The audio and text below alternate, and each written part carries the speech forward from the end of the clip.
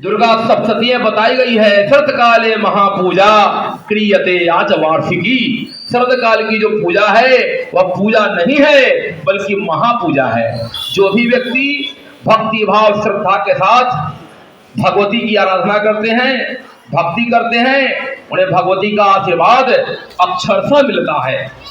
इसलिए जो ही व्यक्ति शक्ति की पूजा करे, शक्ति रूपी जो देवी हैं वह शक्ति का वर्धन करने वाली हैं। हम उसमें कुमारी कन्या का पूजन भी करते हैं। कुमारी कन्या का पूजन करने का उद्देश्य यह है कि हर बच्ची जब जन्म ग्रहण करती है तो वह एक देवी का वह रूप होती है। भगवती का 9 रूप है। शैलपुत्री, ब्रह्मचारिणी, चंद्रघंटा, कुष्मांडा, स्कंदमाता, कात्यायनी, कालरात्रि, महागौरी और सिद्धदात्री, ये 9 रूप है। हर छोटे छोटे बच्चियों में यह रूप दीप्यमान होता है।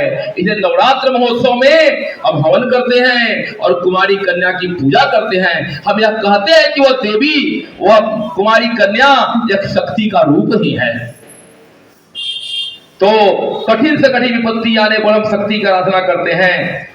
दुर्गा सप्तशती के 5वें अध्याय मिलता है, या देवी सर्वभूतेषु शक्ति रूपेण संस्थिता नमस्तस्यै नमस्तस्यै नमस्तस्यै नमो नमः। कि या देवी सर्वभूतेषु, जो या देवी जो देवी सर्वभूतेषु सभी जीवों में, सभी प्राणियों में शक्ति रूपेण संस्थिता, शक्ति के रूप में संस्थित है, विराजमान है सभी प्राणियों में। नमस्तस्यै, मुझे नमस्कार है, नमस्तस्यै नमस्कार है, नमस्तस्यै नमो नमः, बार बार नमस्कार है। इसलिए हर व्यक्ति में वह शक्ति होनी चाहिए। कर्म एवं कर्तव्य के पालन में जब सही रूप में काम करते हैं, कर्म करते हैं, तो भगवती आपकी सहायता करती हैं। अगर सही काम नहीं करते हैं तो भगवती आपकी सहायता नहीं कर सकती है। इसलिए शक्ति की महत्ता सर्वोपरि है। और शक्ति एक ऐसा दृढ़ स्तंभ है जिसके माध्यम से हम लक्ष्य को सुगमता पूर्वक प्राप्त कर सकते हैं। बशर्ते अच्छी भावना होनी चाहिए, अच्छा विचार होना चाहिए। यह नहीं है, उसमें अनेक प्रकार से लोग पूजन आदि करते हैं। पूजा क्या है? संस्कृत में देखिए शब्द अर्च पूजायाम, अर्थ पूजायाम माने पूजा माने स्वागत, किसी का स्वागत करना ही पूजा कहलाता है। महादेवी वर्मा की रचना देखिए, का पूजा का अर्चनरी, उन्होंने लिखा है कि हे मैं आपकी पूजा करूं या अर्चना करूं, माने स्पष्ट। इसलिए पूजा शब्द का व्यापक अर्थ है पू माने पूर्ण रूप से, जा माने जागृति, पूर्ण रूप से भगवती के प्रति, ईश्वर के प्रति श्रद्धा भक्ति प्रेम और सौहार्द के साथ जागृत हो जाना ही पूजा कहलाता है। इसलिए मैंने संदेश देता हूं, सबको मैं कहता हूं कि आप लोग समय समय पर भगवान की भक्ति करें, मन लगा करके अध्ययन करें, आपका जीवन सुखमय व्यतीत होगा और भगवती आपकी निश्चित रूप में सहायता करेंगी, शक्ति आपकी सहायता करेंगी, है ना, और आप शक्तिमान बनेंगे। तब ना दिनकर में लिखा है, क्षमा शोभती उस भुसंग को जिसकी पास गरल हो, उसको क्या जो दंतहीन विसरहित विनीत सरल हो। शक्ति तो आपके पास चाहिए ही, अगर शक्ति आपके पास नहीं होगी तो आपसे कोई भय नहीं खाएगा।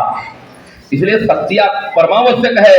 रामचंद्र समुद्र रास्ता मांगने गए, 3 दिन तक रास्ता मांगते रह गए, समुद्र रास्ता नहीं दिया।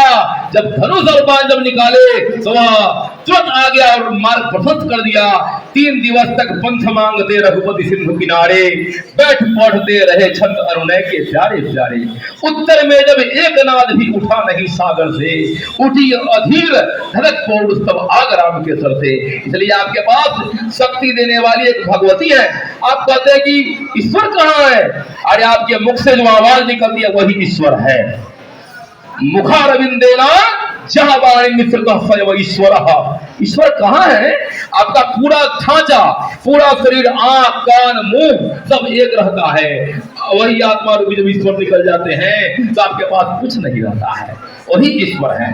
कन कन में बात करते हैं। कबीर की पंक्ति देखिए ना, कस्तूरी कुंडली बसे मृग ढूंढ बन माही, ऐसे घटी घटी राम है दुनिया देखे नहीं। और उदाहरण देखिए, तिल माही जिम तेल है ज्यों चकमक में आग, तेरा साई तुझ में जाग सके तो जाग। इस बात को कबीर ने भी चरितार्थ किया है। इसलिए आप शक्ति की पूजा करें, भगवान की भक्ति करें। शांति शांति शांति।